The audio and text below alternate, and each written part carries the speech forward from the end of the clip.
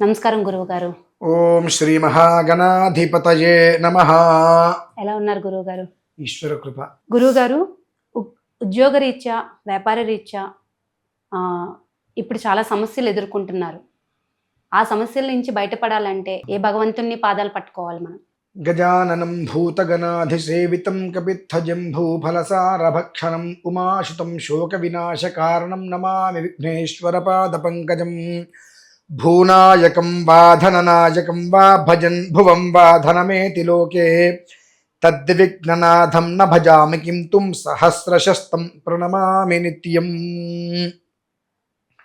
భూనాయకుడు, ధననాయకుడు, విఘ్ననాయకుడు, విఘ్న నివారకుడు అయినటువంటి విఘ్నేశ్వరుని పాదాలు అలా పట్టుకొని వదలకుండా ఉంటే వారు చేసే వ్యాపారం కావచ్చు, ఉద్యోగం కావచ్చు, ఏదైనప్పటికీ కూడా నిరవధికంగా ముందుకు వెళ్ళిపోతుందమ్మా.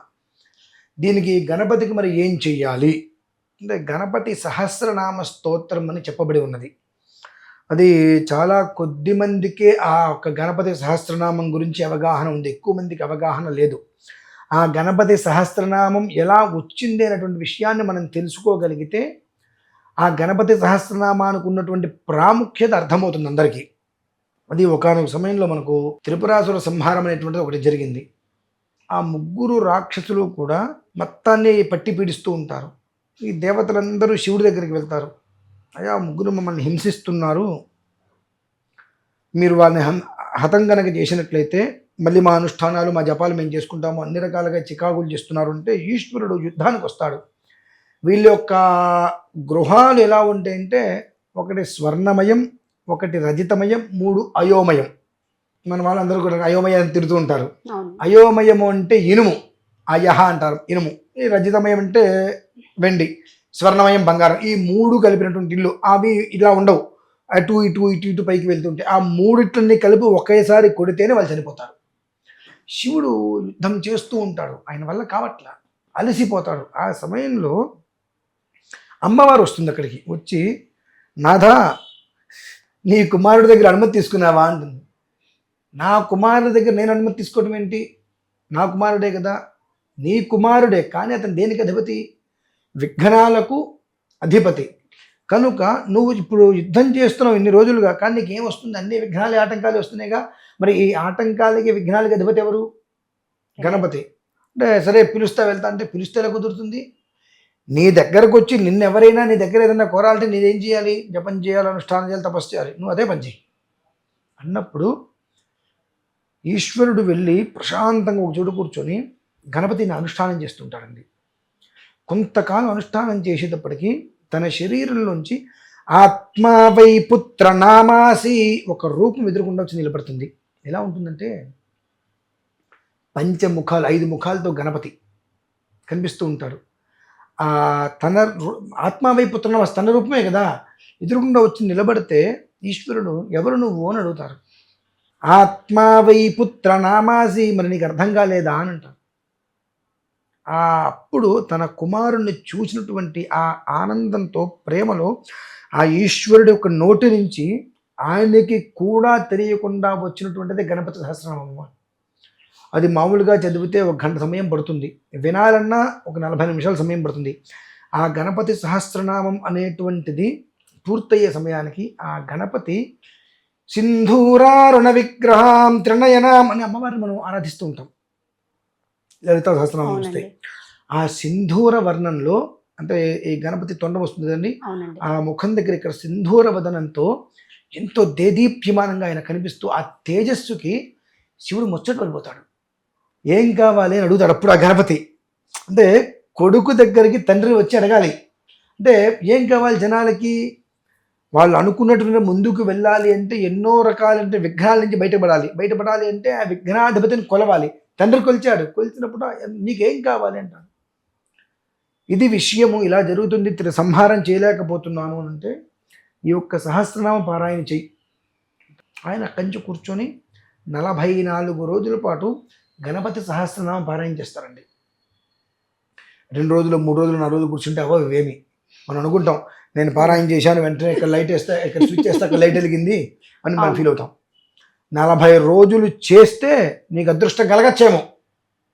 ఆ ఈశ్వరుడు ఆ రకంగా ఆత్మా వై పుత్ర నామాసి సజీవ శరదశతం అశ్మాభవ పరుషుభవ హిరణ్యమస్తృతం భవ అనుకుంటూ ఆ కుమారుని తలుచుకుంటూ లోకోద్ధరణ కోసం నా నోటి నుంచి వచ్చినటువంటి గణపతి సహస్రనామం కదా, నా కొడుకును స్తుతిస్తూ చేసినటువంటిది కదా అని చెప్పి 40 రోజులు పారాయణ చేసి యుద్ధానికి వెళ్తారండి. ఆ ముగ్గురు చనిపోతారు.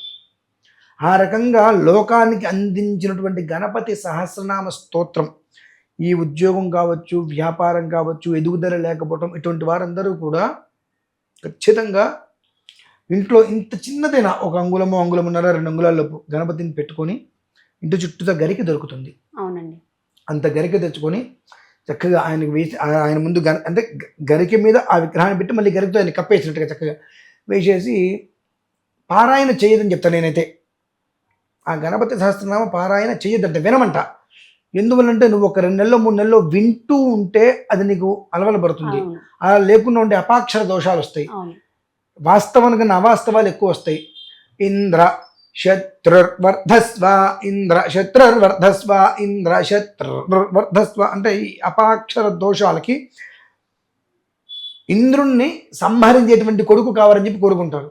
ఇంద్ర శత్రుర్వర్ధస్వ అని అక్కడ ఏమైంది, ఇంద్ర శత్రుర్వర్ధస్వ అని ఆ పలికేటువంటి అపస్వరం పలికేటప్పటికి ఇంద్రుడి చేత సంహరింపబడేటువంటి కొడుకు జన్మించాడు. అంటే ఇంద్రుణ్ణి చంపేటువంటి కొడుకు కావాలి అని చెప్పి ఆవిడ గర్భాన్ని మోస్తూ చిన్న అపాక్షరం చేత ఆ ఇంద్రుడి చేత సంహరింపబడేటువంటి కొడుకుని జన్మించాడు. ఆ ఒక్క అక్షరాల దోషాలు వస్తే మొత్తం విపరీతార్థంతో రిఫ్లెక్షన్ వస్తుంది కనుక వినండి చాలా కాలం. ఆ గణపతి సహస్రనామం చూసుకొని అది చూస్తూ కళ్ళతో మన పేపర్ చదివినట్టుగా కళ్ళతో చూస్తూ చెవులతో వినండి. దానివల్ల మీకు అక్షరాలన్నీ కూడా కుదుట పడతాయి. కంటిన్యూగా ఒక 10-11 రోజుల ముందు మీరు కనుక విన్నట్లయితే ఒక క్లారిటీ వస్తుంది. దాంతో సమానంగా కళ్ళతో మీరు చదవగలుగుతారు. అలా చేసి 21 రోజులమ్మ చేసి రోజు అంత బెల్లం ముక్కను వెదిలిపెట్టి అది ప్రసాదంగా తీసుకుని ఉదయం పూట 5 స్నానం చేస్తే 6:30 కల్లా అయిపోతుంది. మొత్తం ఒక గంటన్నర.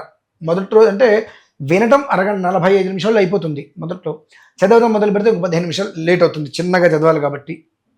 5:05 కల్లా స్నానం చేసి 6:30 కల్లా కంప్లీట్ చేసేసుకొని వాళ్ళ పని వాళ్ళు చేసుకోమండి. 21 రోజు కనుక ఆ రకంగా చేసినట్లయితే వాళ్ళు ఏ ఉద్యోగము, ఏ వ్యాపారము, ఏది అభివృద్ధి లేక ఆటంకాలతో అడుగు ముందుకు వేస్తుంటే అనేక రకాల ఆటంకాలతో అడుగు ముందుకు పడకుండా ఏది ముట్టుకున్నప్పటికీ కూడా అది ఇబ్బంది పడిపోతూ ముట్టుకున్న ప్రతిదీ మసైపోతూ ఇక జీవితం లేదు అనుకున్నప్పుడు ఈ విధానం కనుక చేసినట్లయితే అద్భుతమైన జీవితాన్ని గణపతి ఇస్తాడు. ఏ రకంగా ఇస్తాడు?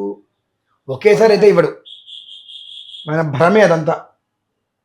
నువ్వు చేసేటువంటి దాని నుంచి ఒక్క మెట్టు పైకి ఎక్కిస్తాడు. ఈ ఒక్క మెట్టు మనకు ఉండేటువంటి విపరీతమైన ధ్యేయం ఏంటంటే ఒక్క మెట్టు నాకేం పర్లా, నేను ఎక్కను. 1000 రూపాయలు జీతం వస్తుంది, నీకు ఒక 1100 100 రూపాయలు పెంచాలి, 1100 ఇస్తారంటే 1500 ఇస్తే చేస్తా, అయితే చేయనంటాం మనం.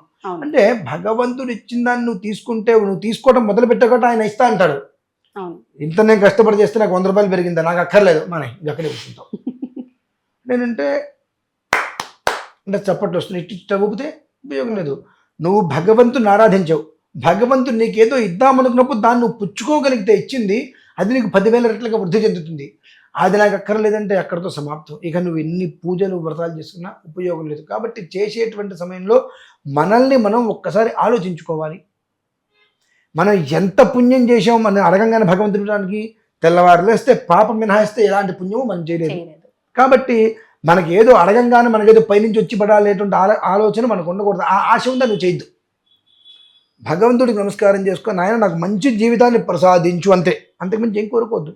మంచి జీవితాన్ని ప్రసాదించు తండ్రి, నా విఘ్నాలన్నింటినీ కూడా నిర్వీర్యం చేసేయి, నిర్విఘ్నంగా అడుగు ముందుకు వేయడానికి నేను నామం చేస్తున్నా తండ్రి. అంతేకాని నా గోత్రం చెప్పుకుంటా, నా పేరు చెప్పుకుంటా, నా ఉద్యోగం చెప్పుకుంటా, ఇవన్నీ లేకుండా కనుక ఆ గణపతి సహస్రనామ స్తోత్రం అనేటువంటిది 21 రోజులు పారాయణ చేయగలిగితే దాని యొక్క అద్భుతమైనటువంటి ఫలితం మాత్రం చూస్తారు ప్రతి ఒక్క మనిషి. మా సందేహాలకు చక్కటి సమాధానాలు ఇచ్చినందుకు మీకు ధన్యవాదాలు తెలుపుకుంటున్నాం గురువుగారు. ఇలాంటి సందేహాలకు మీకు సమాధానాలు కావాలనుకుంటే మ్యాక్స్ టీవీని సబ్స్క్రైబ్ చేసుకోండి.